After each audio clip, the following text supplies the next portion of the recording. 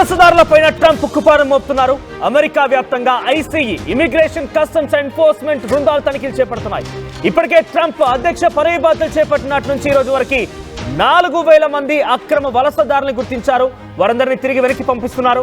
మీకు ఒక సంగతి చెప్పాలనుకుంటున్నాను. బ్రెజిల్ కి అక్రమ వలసదారులుగా వచ్చినటువంటి బ్రెజిల్ వాసులని, అమెరికాలో ఉన్న వారందరినీ కూడా 88 మందిని గుర్తించినటువంటి ట్రంప్ సర్కార్ వారందరినీ కూడా ఒక ప్రత్యేక విమానాలలో చేతులకి సంఖ్యలేసి కనీసం ఏసీ కూడా ఆన్ చేయకుండా, నీళ్లు దొరకకుండా, వారికి ఎటువంటి ఆహారం లేకుండా 88 మందిని బ్రెజిల్లో డ్రాప్ చేశారు.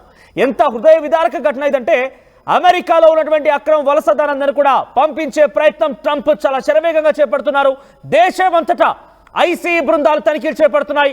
ఇళ్లలోకి వెళ్లి మరి అక్రమార్కులు అక్రమంగా వచ్చారని కనుక గుర్తిస్తే బయటికి లాక్కొచ్చి వారిని తిరిగి పంపించే ప్రయత్నం చేస్తున్నారు.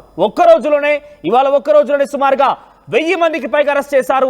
ట్రంప్ అధ్యక్ష పదవి బాధ్యతలు చేపట్టినట్టు నుంచి ఈ రోజు వరకు సుమారుగా 5000 మందిని అక్రమ వలసదారులు గుర్తించారు. వీరందరినీ కూడా అక్రమ వలసదారులు, క్రిమినల్స్ కోసం ప్రత్యేక బృందాలు రంగంలోకి దిగాయి. దీనిపై మరిన్ని అప్డేట్స్ ప్రతినిధి గోపి అందిస్తారు. గోపి, అక్రమ వలసదారులకు సంబంధించి కుపారం మోపేటువంటి ప్రక్రియ ట్రంప్ చాలా శరవేగంగా తీసుకువెళ్తున్నారు. ఇప్పటికే కొన్ని దేశాలకు సంబంధించిన వారి వెనక్కి తిప్పి పంపారు కూడా. మరికొందరిని చాలా కఠినంగా వ్యవహరిస్తున్నారు. ఇళ్లలోకి వెళ్లి మరి మనం చూడొచ్చు ఆర్టీవీ స్క్రీన్ పైన ఇళ్లలోకి వెళ్లి మరి తనిఖీలు చేపడుతున్నారు. వారు కనుక అక్రమ వలసదారులు, క్రిమినల్స్, నేర చరిత్ర ఉన్న వాళ్ళు కనుక గుర్తిస్తే వారిని అక్కడి నుంచి పంపించే ప్రయత్నం చేస్తున్నారు. సో ఇప్పటి వరకు ఏమన్నా భారతదేశానికి చేరుకున్నారా? ఢిల్లీ ఎయిర్పోర్ట్ కి వచ్చిన దాఖలాలు ఏమైనా ఉన్నాయా? అంటే అక్రమంగా భారతదేశం నుంచి వెళ్ళి అక్కడ చేరుకున్న వారు, అక్కడ ఉద్యోగ రీత్యా, వ్యాపార రీత్యా, లేకుంటే చదువు రీత్యా వెళ్ళిన వారు ఎవరైనా గుర్తించారా? మనోజ్, ఏదైతే ట్రంప్ అధికారంలోకి చేపట్టిన తర్వాత కూడా ఆయన తీసుకొస్తున్న సంస్కరణలన్నీ కూడా కేవలము ఆయన అమెరికా సంక్షేమమే లక్ష్యంగా పనిచేస్తున్నట్టుగా మాత్రం మనం భావించవచ్చు. దీంట్లో భాగంగానే ఏదైతే ఇమిగ్రేషన్, కస్టమ్స్ అధికారుల వద్ద ఉన్న డేటాను ఆధారంగా చేసుకొని ఆయన ప్రస్తుతం యొక్క అక్రమ వలసదారులను గుర్తించే పనిలో ఉన్నారు. దాదాపు ఇప్పటి వరకు కూడా 4000 మందిని వరకు కూడా ఇప్పటి వరకు గుర్తించినట్టుగా కూడా తెలుస్తుంది. ఒక్క రోజులోనే 1000 మందికి పైగా అరెస్టులు కూడా జరిగాయి. అయితే ప్రస్తుతానికి భారతదేశానికి సంబంధించి మాత్రం ఇప్పటి వరకు అయితే అటువంటి దాఖలాలు ఏవి లేవు. ఇప్పటి వరకు అయితే ఎవరిని కూడా వెనక్కి తీసుకువచ్చిన పరిస్థితి అయితే లేదు. దీనికి సంబంధించి కూడా భారతదేశం కూడా ఈ 1-2 days లోనే అమెరికాతో కూడా మాట్లాడే పరిస్థితి అయితే కనపడుతుంది. అంటే అంతర్జాతీయ వ్యాప్తంగా ట్రంప్ తీసుకున్న నిర్ణయం పైన చాలా ఆందోళన కలిగిస్తుంది. ఏకంగా బ్రెజిలియన్ గవర్నమెంట్ అయితే అక్కడి వారందరినీ కూడా అక్రమంగా వెళ్ళి అక్కడ నివసిస్తున్నారని గుర్తించిన ట్రంప్ సర్కారు అందరినీ కూడా వెనక్కి పంపించేసింది. ఎలా అంటే కాళ్ళకి సంఖ్యలు వేసి, కనీసం నీళ్లు ఇవ్వకుండా, ఆహారం ఇవ్వకుండా, ఒక ఫ్లైట్ లో ఏసీ కూడా ఆన్ చేయకుండా, కనీసం ఊపిరాడిన పరిస్థితి కూడా ఉండే అందరూ కూడా తిరిగి వెనక్కి పంపించేసింది. సో ఇటువంటి విధంగా ట్రంప్ నిర్ణయం పైన అంతర్జాతీయంగా ఎటువంటి చర్చ వస్తుంది? నిజంగానే అంతర్జాతీయంగా ట్రంప్ తరహాలో నిర్ణయం తీసుకొని ఒకరి దేశంలో ఉన్నవారు ఇంకో చోటుకు వెళ్ళకూడదు అనే నిర్ణయం కనుక కఠినంగా అమలు చేసే అవకాశం ఉంటే ఎటువంటి పరిస్థితులు దారితీసే అవకాశం ఉంది? మనోజ్, ఖచ్చితంగా అంతర్జాతీయంగా ఇది ఒక పెద్ద చర్చకు దారితీసే పరిస్థితులే కనపడుతున్నాయి. ఎందుకంటే ఇతర దేశాల నుంచి కూడా ఉద్యోగ నిమిత్తం కావచ్చు, చదువు నిమిత్తం కావచ్చు, అగ్రరాజ్యమైన అమెరికాకు అనేక దేశాల నుంచి కూడా వెళ్తూ ఉంటారు. ఆ క్రమంలోనే అక్కడ కొంత ఉద్యోగంలో కొంత H-1B వీసాకు సంబంధించి కావచ్చు, ఇంకా ఏదైనా లొసుకులు ఉన్నప్పటికీ కూడా క్లియర్ అవుతుందన్న ఉద్దేశంతో అనేక మంది కూడా అక్కడే నివసిస్తున్న పరిస్థితి ఉంది. ఇతర దేశాలకు తోటి కూడా ఇదే పరిస్థితి అయితే ప్రస్తుతం నెలకొన్న పరిస్థితి ఉంది. అయితే ఇప్పుడు ట్రంప్ తీసుకున్న నిర్ణయం ఏదైతే ఫిబ్రవరి నుంచి కూడా పూర్తిగా తాను ఇతర దేశాల నుంచి అక్రమంగా ఉన్న వాళ్ళ పైన ఉక్కుపాదం మోపుతాను, అదేవిధంగా ఏదైతే సిటిజన్షిప్ కు సంబంధించి కూడా అనేక కీలక వ్యాఖ్యలు చేశారు. ఫిబ్రవరి నుంచి కూడా ఆ ఆంక్షలన్నీ కూడా అమల్లోకి వస్తాయంటూ కూడా చెప్పడం తోటి కొంత గర్భిణీ స్త్రీలలో కూడా కొంత ఆందోళన నెలకొనడం జరిగింది. అయితే సి సెక్షన్ కూడా ముందే చేయించుకుంటున్న పరిస్థితి కూడా చూసాం. అయితే ఈ నేపథ్యంలో ఇప్పుడు ఇమిగ్రేషన్ నుంచి, కస్టమ్స్ నుంచి డేటా తీసుకొని వాళ్ళందరితోటి కూడా ఎన్ఫోర్స్మెంట్ అధికారులు ఇళ్లలోకి వెళ్లి వాళ్ళకు సంబంధించిన పత్రాలు, వాళ్ళు ఏ విధంగా అమెరికాకు రావడం జరిగింది, వచ్చిన తర్వాత ఎందుకు ఇక్కడే నివాసం ఉంటున్నారన్న దానిపైన కూడా వాళ్ళను క్లారిటీ ఇవ్వాల్సిందిగా కూడా కోరుతున్నారు. అదేవిధంగా వాళ్ళందరినీ కూడా ఎవరైతే ఖచ్చితంగా వీళ్ళు ఇక్కడ ఉండడానికి అర్హులు కాదు అని తేల్చారో వాళ్ళందరినీ కూడా ప్రత్యేక విమానంలో పంపిస్తున్నారు. అయితే పంపించే క్రమంలోనే కొంత అమెరికా కొంత క్రూరంగా వ్యవహరిస్తుందని చెప్పుకోవచ్చు. ఎందుకంటే వాళ్ళంతా కూడా ఏ టెర్రరిస్టులు కారు, వాళ్ళు నేరస్తులు కారు, కానీ కేవలం చేస్తున్నారన్న ఒకే ఒక నేపథ్యంతో ఆయన వ్యవహరిస్తున్న తీరు అనేది మాత్రం అందరికీ ఆశ్చర్యాన్ని కలిగిస్తుంది. ముఖ్యంగా విమానాలలో ఇతర దేశాలకు బ్రెజిల్ గోపి ఒక రకంగా చూడాలంటే కార్డన్ సర్చ్ తరహాలో ఉంది. ఇళ్లలోకి వెళ్లి మరి గుర్తిస్తున్నారు, అక్రమ వలసదారులందరినీ గుర్తిస్తున్నారు. అంటే కొంతమంది అనుమానితులపైనే ఈ యొక్క ఆపరేషన్ కొనసాగుతుందా, లేదంటే కొన్ని ఏరియాస్ వైజ్ గా కొన్ని స్టేట్స్ వైజ్ గా ఈ ఆపరేషన్ కొనసాగుతుంది? అంటే ఎలా చూడాలి ఈ సర్చ్ ని?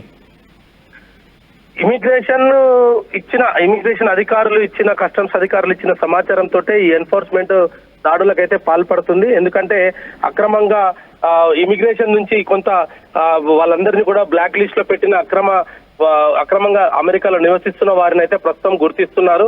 అందులో భాగంగానే ఈ తనిఖీలు అయితే కొనసాగుతున్నాయి. అయితే కొంత ఉద్యోగాలు, కంపెనీలకు సంబంధించిన వ్యవహారాలు వీటన్నిటిపైన కూడా ఇంకా ఎటువంటి నిర్ణయం తీసుకోవట్లేదు. H1B వీసాకు సంబంధించి కూడా గతంలో అనేక సార్లు కూడా ఇతర దేశస్తులకు సంబంధించిన పెండింగ్ లో ఇంకా అనేక అంశాలు ఉన్న నేపథ్యంలో వీసా వస్తుందన్న ఒకే ఒక ఆశతోటి అక్కడే ఉద్యోగాలు చేస్తూ కూడా నివసిస్తున్న వారు ఉన్నారు. మరి ఇప్పుడు ఇమిగ్రేషన్ అధికారులు ఇచ్చిన ఇన్ఫర్మేషన్ తోటే ప్రస్తుతానికైతే ఈ దాడులు జరుగుతున్నాయి. చదువు నిమిత్తం వచ్చిన వ్యక్తులు అది ఇక్కడే వాళ్ళు ఉద్యోగాల పేరుతోటి స్థిరపడడం, ఆ కంపెనీల నుంచి ఎటువంటి హామీ లేకపోయినప్పటికీ తాత్కాలిక ఉద్యోగాలు చేసుకుంటూ అమెరికాలో కూడా చాలా మంది స్థిరపడ్డ పరిస్థితి ఉంది. వాళ్ళందరినీ అయితే ప్రస్తుతం గుర్తిస్తున్నారు. అయితే దీనికి ఒక విధి విధానాలను రూపొందించాల్సిందిగా కూడా ఇప్పటికే ట్రంప్ అధికారులకు కూడా కొన్ని సూచనలు చేసినట్టుగా కూడా తెలుస్తోంది. అయితే ఎటువంటి వారిని వెనక్కి పంపించాలి, ఇమిగ్రేషన్ లో డేట్ అయిపోయిన తర్వాత ఉన్న వారందరినీ పంపించాలా, లేదంటే ఇతర కంపెనీస్ తోటి కొంతమంది టైఅప్ ఏదైతే ఎడ్యుకేషన్ నిమిత్తం వచ్చి వాళ్ళు ఉద్యోగం అక్కడే స్థిరపడ్డ నేపథ్యంలో కంపెనీల నుంచి ఏదైనా హామీ వాళ్ళకు ఉందా, ఇటువంటి అంశాలన్నింటినీ కూడా ప్రస్తుతం అయితే అమెరికా పరిశీలిస్తుంది. మరి ఏదేమైనా వలసదారులను అయితే వెనక్కి పంపించడం అనేది అది కొంత అంతర్జాతీయంగా అయితే అందరినీ కలిసివేస్తున్న పరిస్థితి ఉంది. దీనిపైన ఇతర దేశాలు కూడా అమెరికా పైన ఒత్తిడి తెచ్చే ప్రయత్నం చేస్తుందని చెప్పొచ్చు మనోజ్. ఇప్పటి వరకు ఎవరైనా భారతీయులను గుర్తించారా? ఇంత పెద్ద మొత్తంలో ఆపరేషన్స్ కొనసాగుతున్నాయి కాబట్టి ఎవరైనా భారతీయుల ఆందోళన ఎలా ఉంది, అక్కడ భారతీయుల పరిస్థితి ఏంటి? ప్రస్తుతం ఈ ఫిబ్రవరిలోనే మోదీ పర్యటన కూడా ఉండడము, అదేవిధంగా భారతీయులు దాదాపు 50 లక్షల మంది వరకు అక్కడ నివసిస్తుండడము, వీళ్ళందరినీ కూడా వాళ్ళలో కొంత ఆందోళన ఉన్నప్పటికీ కూడా భారత రాయబారి కార్యాలయం కూడా అమెరికాతో ప్రతి నిమిషం టచ్ లో ఉంటుంది. అటువంటిది ఏదైనా ఇష్యూస్ వస్తే ఖచ్చితంగా అమెరికాను ఒప్పించే ప్రయత్నం చేస్తుంది. వాళ్ళను ఒకవేళ తిరిగి పంపించాల్సి ఉంటే గౌరవప్రదంగానే భారతదేశానికి పంపించే పరిస్థితి ఉంది. కానీ ఇప్పటి వరకు అయితే అటువంటి గుర్తింపు అయితే జరగలేదు. మరి ఇది ఇంకా కంటిన్యూగా కొనసాగుతుంది అనేది మాత్రం కస్టమ్స్ అండ్ ఇమిగ్రేషన్ ఎన్ఫోర్స్మెంట్ చెప్తుంది.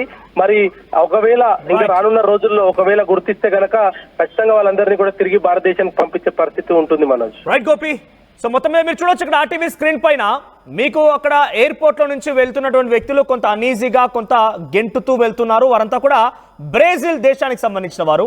సో అమెరికాలో అక్రమ వలసదారులుగా ఉన్నటువంటి వీరందరినీ కూడా 100 మందికి పైగా వ్యక్తుల్ని గుర్తించి ఒక ఫ్లైట్ లో ప్రత్యేక విమానంలో వారందరినీ కూడా కాళ్ళకి చేతులకి సంఖ్యలు విధించి వారందరికీ కూడా కొంత ఆహారం లేకుండా కనీసం నీళ్లు లేకుండా 4-5 గంటల పాటుగా ఫ్లైట్ లోనే వితౌట్ ఏసీ ఒక ఊపిరాడని పరిస్థితుల్లో వారందరికీ కూడా తిరిగి బ్రెజిల్కి పంపించిన దృశ్యాలు మనం మీరు చూస్తున్నారు. వారు ఫ్లైట్ దిగగానే బ్రెజిల్లో వారు ఫ్లైట్ దిగిన తర్వాత వారి చేతి చూడండి ఇంకా సంఖ్యలు ఉన్నాయి, కొంతమంది చేతికి ఇంకా సంఖ్యలు కనబడుతున్నాయి. వారంతా కొంత అనీజీగా వెళ్తున్నారు. వారిని చాలా ఫోర్సిబుల్ గా ఇమిగ్రేషన్ కస్టమ్స్ అండ్ ఎన్ఫోర్స్మెంట్ అధికారులు 100 మందిని గుర్తించి అక్రమంగా అమెరికాలో నివాసం ఉంటున్నారు. అంతా కూడా ఉద్యోగరీత్యా ఇతరత్ర పనుల దృష్ట్యా అమెరికాలో ఉంటున్నారు. అందరినీ కూడా గుర్తించి అక్కడికి పంపించే ప్రయత్నం చేసింది. వారందరి చేతులకి సంఖ్యలు ఉన్నాయి, మీరు గమనించండి, అందరి చేతులకు సంఖ్యలు ఉన్నాయి, కాళ్లకు సంఖ్యలు ఉన్నాయి. వారందరినీ అక్కడి నుంచి ఒక ప్రత్యేక విమానం ద్వారా బ్రెజిల్కి పంపించేశారు. 100 మందికి పైగా యువకులు ఉన్నారు, యువకులు అందరూ కూడా కలిసి అక్కడికి వచ్చారు. సో వారిని రిసీవ్ చేసుకుని వారి కుటుంబం అక్కడిసారిగా అక్కడికి వచ్చి చాలా పెద్ద ఎత్తున కన్నీరు ముందుగా విలపించింది. ఒక రకంగా మన భారతదేశంలో అంతా కఠినమైన నిర్ణయాలు, కఠినమైన చట్టాలు లేకపోవచ్చు, కానీ ఇతర దేశాల్లో ఎక్కడికి వెళ్ళినా కూడా తప్పనిసరిగా పాస్పోర్ట్, వీసా సంబంధిత అక్కడ ఏం పని చేయడానికి వచ్చావు అన్ని రకాల అథెంటికేషన్ ఉంటేనే అక్కడ నివాసయోగ్యంగా ఉండేటువంటి అవకాశం ఉంటుంది. సో అటువంటిది అమెరికా లాంటి దేశాలు అయితే చాలా కఠినంగా నిర్ణయం తీసుకుంటూ ఉంటారు. అయితే కొంతవరకు బైడెన్ ప్రభుత్వంలో కానీ అంతకుముందు ట్రంప్ ఉన్నప్పుడు కానివ్వండి కొంత వెసులుబాటు అయితే ఉండేది, మరీ ఇంత కఠినంగా వ్యవహరించలేదు. కానీ ఇప్పుడు అమెరికాకి 47వ అధ్యక్షుడిగా రెండవసారి ట్రంప్ ప్రధాని అయిన తర్వాత ఆయన అధ్యక్షుడిగా అక్కడ బాధ్యతలు చేపట్టిన తర్వాత చాలా కఠినమైన నిర్ణయాలు తీసుకుంటున్నారు. ఫిబ్రవరి 19 తర్వాత ఒకవేళ అక్కడ వలసలకు అతీతంగా పిల్లలు పుట్టినా కూడా ఇక్కడ జన్మతా పౌరసత్వం లభించదు అనే ఒక నిర్ణయం చాలా కఠినంగా ఉంది. ఇక ఆర్మీని తిరిగి పంపించేయడం, తర్వాత ఇంకా చాలా కఠిన నిర్ణయాలు, సుమారుగా బైడెన్ తీసుకున్నటువంటి 78 నిర్ణయాలపైన ఆయన కొట్టిపారేశారు.